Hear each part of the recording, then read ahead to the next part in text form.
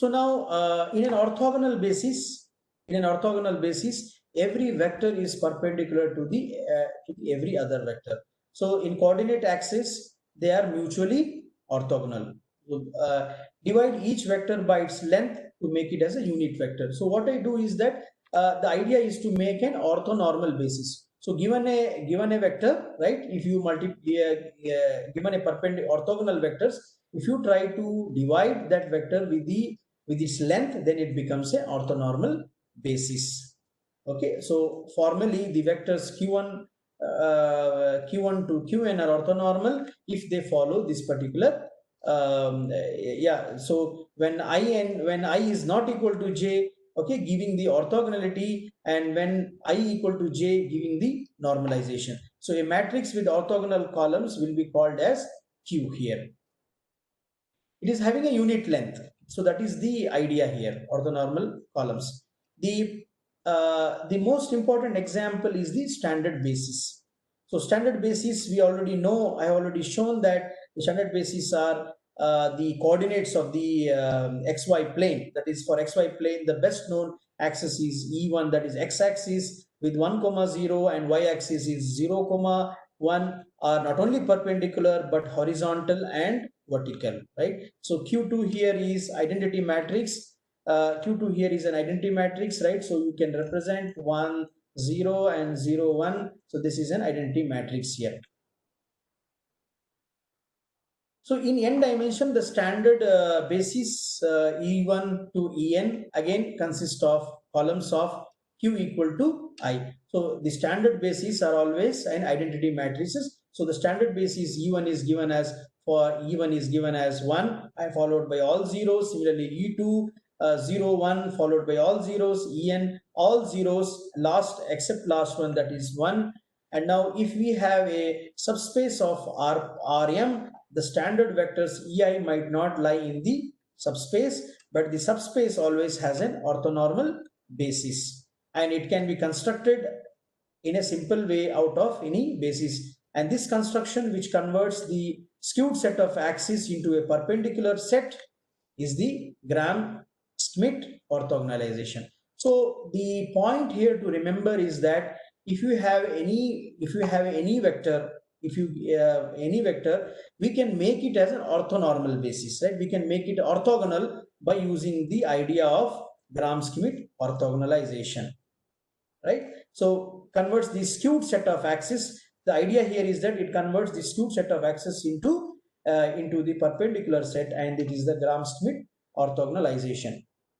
Now, what is Gram-Schmidt formula?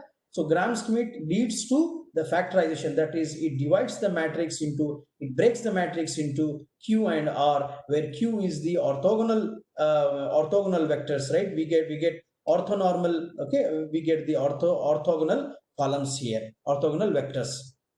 And now let us see that how to obtain an orthogonal matrix is a square matrix with orthonormal columns. So then in such a case, Q transpose is equal to Q inverse. So we have shown one example here, Q equal to cos theta sin theta minus sin theta cos theta. So for this, you can see that Q transpose Q inverse is same here.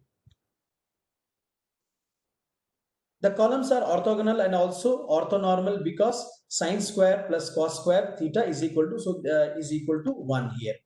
Any permutation matrix is an orthogonal matrix. So how do we get a permutation matrix? Permutation matrix are also they are derived from the, means they are constructed from the identity matrices. Okay, they are from the, so the columns are unit vectors and the transpose is, so you can see here cos square theta plus sin square theta, the length of this vector is 1.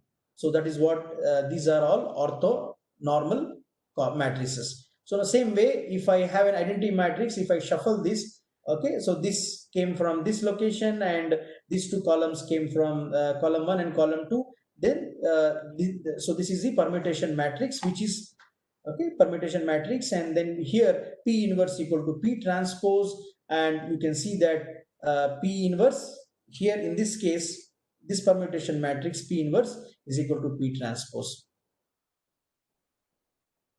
Now let us take another example. Suppose we project a point. We have a point B, X, Y, Z onto the XY plane. Its projection is P, X, Y, and 0, right? And this is the sum of the separate projections. So now I have already told you that any vector, right? Any vector B can be, suppose the plane has two axes, then this can be represented by in two components. So that is x1 component, x component, and y component. So same way here we can see that this vector B will be we'll see that projection of B will be derived from the two components of this vector. So now one is from the Q1 and another one is from Q2. So this you can see that vector Q1 we got from here, and then we multiplied, then we got X component from Q1. Similarly, from Q2 we multiplied, and then we got Y component from this one. So now when you try to add Q1 and Q2, so the overall projection matrix is Q1 into Q1 transpose, Q2 into Q2 transpose. So now when you try to add these two, then we'll try to get the projection matrix here. So this projection matrix is got from two components of the vector B. So P into XY, now once we have P, multiply XYZ, we get XY0, we get it here. So projection onto a plane is equal to sum of projections onto the orthonormal Q1 and Q2. This is the key idea here. Projection onto a plane is equal to sum of projections onto the orthonormal Q1 and Q2. So when the so this is another example to show that when the measurement times averages to 0, fitting a straight line leads to orthonormal column. So here, if you see t value, if you add the t value, the answer is 0. Minus 3 plus 0 plus 3 gives you 0. In such a case, we can get the orthonormal columns. So then the attempt to fit a line y equal to c plus gt leads to three equations in two unknowns, c plus gt1 equal to y1. So these three equations we'll try to get it, represent them in the form of a matrix. So we get 1 1 here, minus 3 0 3. This is a t and this is the y value here. And now when we try to solve, now you can see here the columns 1 1 1 and minus 3 0 3 are orthogonal. If you just to multiply this one, you will get the answer 0. So now we can project y separately onto each column. The best coefficient c and d can be found separately. So now what I do is that I try to find c separately. I take this column and multiply this y1, and then I try to get the c value here. And this is the d value. So I take this column here again, multiply this y1, y2, y transpose, and then get the d value. So notice that C cap is the mean of the data. C cap gives the best fit by a horizontal line, and so where dt is the best fit by a straight line through the origin, the columns are orthogonal. So the sum of these two separate pieces is the best fit by the straight line whatsoever. And let us go to the Gram-Schmidt process. So suppose you are given three independent vectors a, b, and c, a, b, c, and they are orthonormal. To project a vector v onto the first one, you compute a transpose v into a. To project the same vector v onto the plane of the first two, then you need to add two components, that is a and b. To project onto the span of ABC, you need to add three projections. So that is the idea here. If they are not orthonormal, let us find a way to make them orthonormal. That is the idea of Gram-Schmidt. If they are not orthonormal, let us make them orthonormal. And so in this case, we are given A, B, C, and we want orthonormal columns Q1, Q2, Q3. There is no problem with Q1 because this is Q1 is the first orthonormal column. So we'll retain Q1. It can go in the direction of A. Right, so Q1 is A divided by the length of A is a unit vector. Now, but Q2 should be orthogonal to Q1. So in that case, what I have to do is that if second vector B has any component in the direction of Q1, that component must be subtracted. Right? Suppose you have this one, you have Q1 here, right? Q1 here, and now you have some vector B here. So now what you do is this vector B will have two, right? Q1 and q2. This, it will have q1 and q2. This is vector b.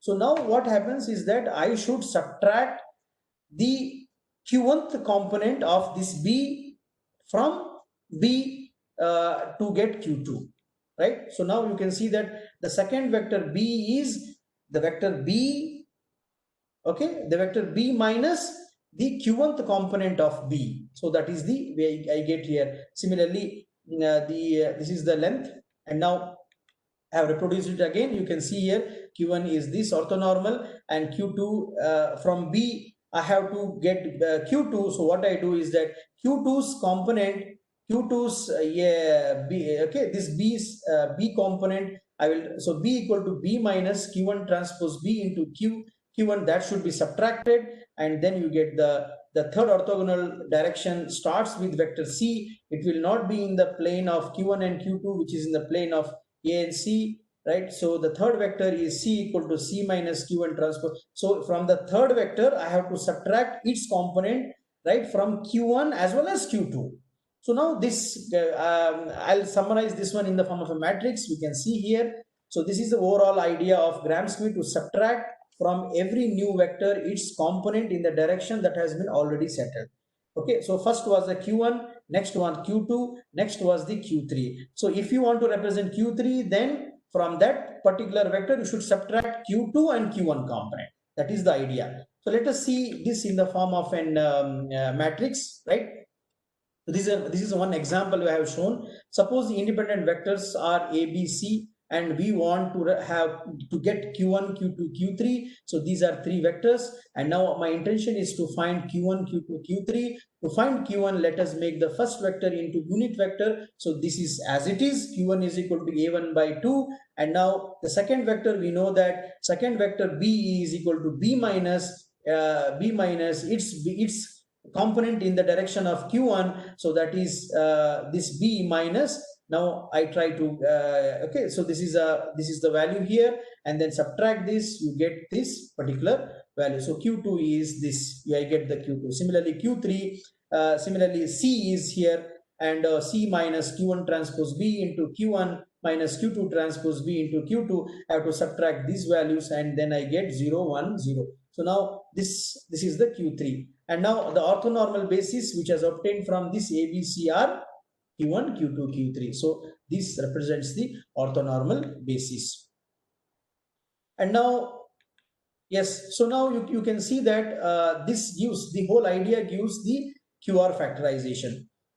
Excuse me. So what I have done is that I have tried to okay, so here you can see that b is the a remains the same, right? In this a is the q1 transpose a, whereas b, you see that it is a linear combination of q1 and q2, right? It is a linear combination of q1 and q2. Similarly c is a linear combination of q1, q2 and q3. So that is the idea. So this can be represented, this is a q, matrix q, and this is a matrix R, right? So I have decomposed, right? I have broken down the matrix A into Q and R. Q is an orthonormal vectors.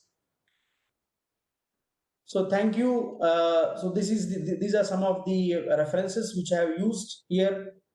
So thank you.